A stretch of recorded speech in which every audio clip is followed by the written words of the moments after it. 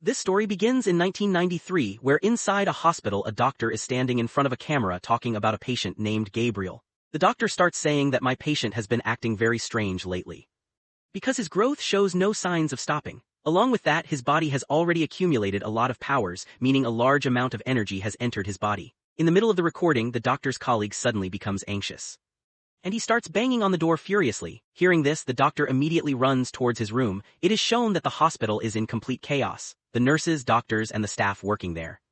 Actually, these people wanted to sedate Gabriel, so they had reached the door of his room with a sedative gun, but suddenly Gabriel attacks them along with the other doctors. He hits the guard very hard. The doctor quickly grabs the sedative gun and shoots Gabriel, which causes him to fall completely unconscious. They quickly tie him to a chair. As soon as Gabriel regains consciousness here, he is kept at a great distance because he is not only dangerous but also looks very terrifying. The doctor starts scolding Gabriel as if he is a small child, saying, "You are very bad," and Gabriel also gets irritated. At that moment, a sinister voice comes from the radio kept there. The voice belongs to no one else but Gabriel himself. He starts threatening them, saying he will not spare anyone now. You all will suffer very badly. How is he able to speak like this? How is he controlling the radio to talk to us? Then the doctor tells him that yes, this is true because Gabriel has powers that enable him to do many strange things. Now the doctor and her colleague.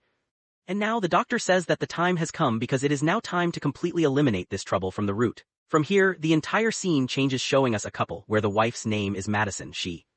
We learn that for many days nothing special has been going well between them because they have been married for many years. But the problem was that Madison was unable to conceive. Every time she was about to become a mother, the child. This was the reason they kept arguing. Even today, the husband and wife are seen arguing over something. Madison's husband got angry and pushed her hard against the wall, hitting her, and he quickly goes out of his room to get a medical kit to clean his wounds, but Madison takes advantage of this moment and quickly closes the door of the room, locking herself inside. Actually, Madison. And he used to beat her. After some time, he starts shouting at Madison to open the door, but despite this, she does not open the door, so now her husband will have to spend the night outside the room. At night it is shown. He feels as if someone is in the kitchen. When he goes to check, surprisingly, his mixer machine turns on by itself. Even the fridge is open and the TV is on, but there is no one there. And suddenly he is attacked by someone who hits his head hard against the wall. At that moment, Madison's eyes open suddenly. Here we understand that the attack that happened suddenly was Madison's dream, not real. Here.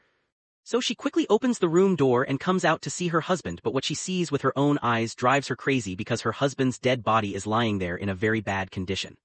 She barely reaches her husband's dead body when suddenly the same black shadow appears behind her and stares at her so intensely that Madison is terrified. And now it is moving towards Madison. It manages to attack her. She comes to her room and quickly closes the door, standing pressing against the door so it cannot enter. At the same time, the black shadow tries to break the door. Madison tries to hold the door. In the next scene, Madison is shown in a hospital where she opens her eyes and sees her sister sitting in front of her, who first asks how she is doing and then tells her that she has two bad news to share, and with great sadness says that her husband has also died a very painful death. Hearing this, she starts crying because she is deeply shocked, so when the detectives come to question her, their questions. Here, the officer examining Madison's husband's body says that there were fingerprints on the body which appear to be no one else but Madison. They suspect that Madison herself. After this, Madison's sister drops her off at her own house and leaves. That same night, Madison is shown standing near her room's window when she sees the outside lights flickering strangely. She starts closing all the doors and windows of her house, then turns off all the lights even though she really shouldn't have done that, but then she gets very scared when she sees the main door of her house opening by itself. She comes to her room and locks the door. That night passes with great difficulty. From the next day, Madison starts working with a drill machine, meaning she begins putting 2 locks on each of her doors. She had forgotten everything. On the other hand, we are shown a woman who is a tour guide. She helps people tour the underground city. At this time, she is telling all her customers about a terrifying city. She was just about to finish her work and prepare to leave when suddenly all the lights start flickering and then go off completely. The tour guide thinks there must be someone there enjoying the lights. As soon as her gaze goes up to the roof, she sees a very frightening creature sitting there which scares her so much that she starts running away, but at the same time it comes down and attacks her. After some time, there was also a radio placed right there, looking exactly like the one on which Gabriel had taken control and threatened to kill everyone, and it had the same demonic voice that we had heard at that time, and now because that voice was Gabriel's. At that very moment, he came to the tour guide and said that very soon he would kill him too, but before doing that he had to deal with that lady doctor. Now when that lady doctor was at her home, she received a call from Gabriel. Here, the lady doctor neither recognized nor understood him because she thought it was a wrong number, so she hung up the call and immediately came to her office and started searching for a file. She did find the file but from inside it one. As soon as she opened that machine, suddenly the lady doctor appeared to her and she got scared and stepped back. At that same moment Madison's entire house suddenly transformed into the lady doctor's house, meaning now she was present in the doctor's house.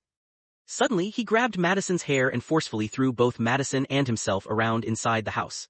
Gabriel appeared very angry now. It was not happening only to Madison but also to that doctor. The opportunity came. It was shown that Gabriel crushed his head very badly, causing the doctor to die in a very painful manner. Seeing such a dangerous scene, Madison got extremely frightened. At that moment, she screamed loudly that she was actually present in her own house. Seeing so much happen, Madison could not understand anything, and as soon as she touched her head, blood started coming out from it. On the other side, the detective and lab in. It was clear that everything Madison had seen so far was actually happening. When they checked the body, they saw that the death had occurred exactly as Madison had seen in her thoughts. Her entire head was very badly. Here, they found the exact file that the doctor had taken out and seen after cutting the call from Gabriel, in which there was a picture of an 8-year-old girl. That same picture now came into the detective's hands, and the detective gave that picture to an artist to. Here, the lab in charge told the detective that the lady doctor was a children's doctor and was very skilled in surgeries and operations on children, which made her very famous. It was shown that Gabriel was now returning to his place. With her help, he was making his weapon. After the weapon was ready, he started testing it on the tour guide to improve his aim. When Madison learned about the lady doctor's death, she was shocked. She also started watching the lady doctor's partner who was lying on his bed preparing to sleep, when at that moment Gabriel came to them. He had that sharp-edged trophy in his hand and he screamed loudly, and immediately Gabriel kept stabbing that trophy weapon repeatedly into his chest, and at that very moment the doctor died. Seeing this thought, Madison was very scared, her eyes. And it was very ugly, which made her health deteriorate so much that she immediately got up and started screaming. When she found herself in the room, she saw that there was a lot of blood spilled on her pillow. She screamed. But she could not understand why her sister was doing this. When asked, Madison clearly said that she had been seeing some scary thoughts for many years, and whatever she had been seeing in her thoughts was all. Therefore, the next day both sisters went to the police station. They met the detective and the lab in charge. Here Madison started telling them that her scary thoughts were coming true. She also told about the death of the lady doctor's partner a little while ago. There, they actually found the dead body lying on the bed exactly as she had seen in her thoughts. Exactly the same as Gabriel had struck on their faces, and the entire bed was covered in blood. Meanwhile, Madison received a call from an unknown number in the washroom, which was none other than Gabriel, in which he said that he was going to name her as he wished because she was his sister and he was her brother.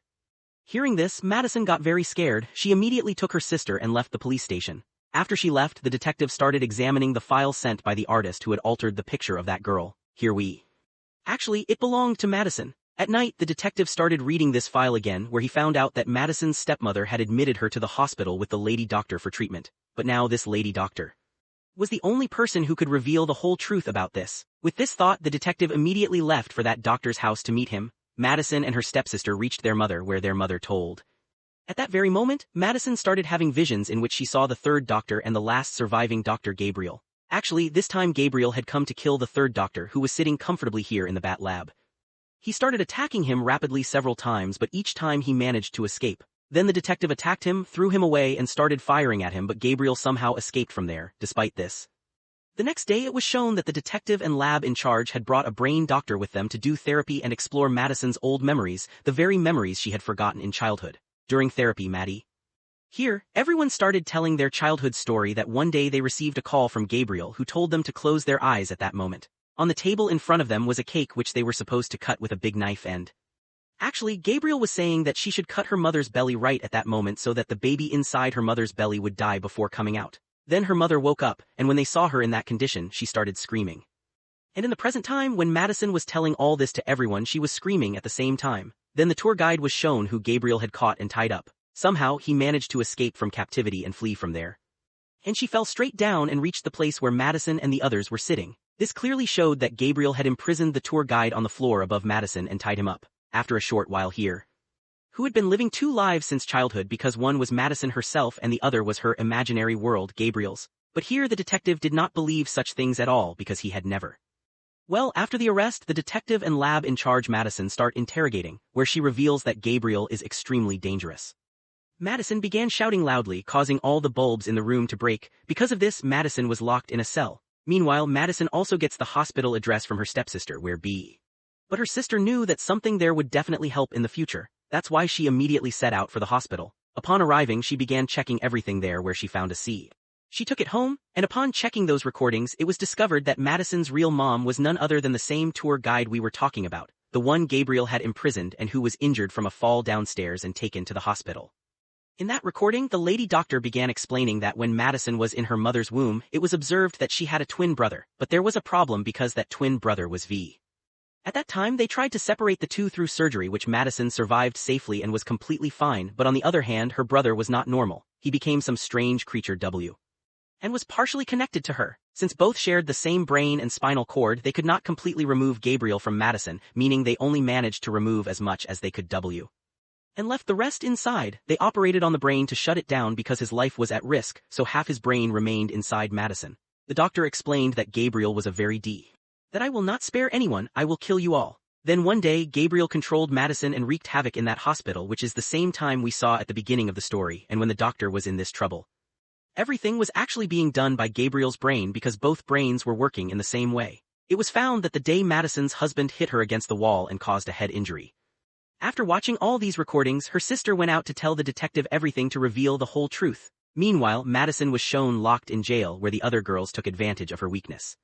They beat her so badly that blood started coming from her mouth and head. It was shown that all the lights inside the jail started to go out, and here we saw a terrifying scene where Gabriel cut Madison's head from behind for the first time. Seeing this, all the girls inside the jail panicked. Gabriel began tearing her head apart. The girls screamed out of fear. Madison was now under Gabriel's control. Suddenly he went to a girl and grabbed her neck.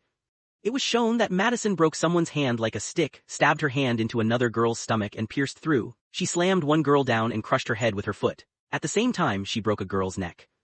After that, Madison, or rather Gabriel, freed himself from that jail, taking his weapon along with his clothes, and left the place. Meanwhile, it was shown that the detective was called and told everything. But when the detective attacked both of them, here Gabriel beat them so badly that both got seriously injured. Seeing a chance, Gabriel escaped from there. By then Madison's sister had also arrived. The lab in charge informed them. The target was the same. When she reached the hospital, Gabriel injured her sister as well, attacked and killed a guard there, and then entered Madison's mom's room where, I should not have separated you because you were my sons too. I accept my mistake. Gabriel listened carefully to his mother's words and calmed down a bit after accepting them.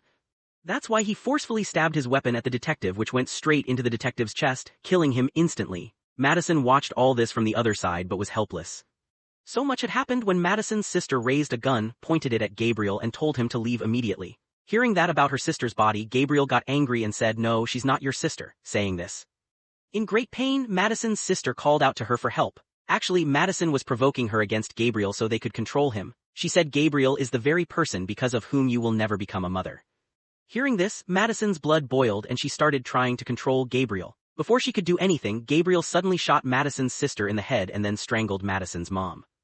Madison was the only one who could see Gabriel now because the brain control was his, not Gabriel, and in the real world her mother and sister were still alive. Here, for the first time, she made eye contact with Gabriel and said, "I will erase your existence." Just as Madison said this, her open head wound was bandaged and she quickly regained consciousness, expelled Gabriel from inside her and imprisoned him forever. Upon waking, Madison hugged her and said that blood relations are not the only bonds in this world. Those who stand by you in every trouble and are ready to fight every difficulty to take care of you are your real ones.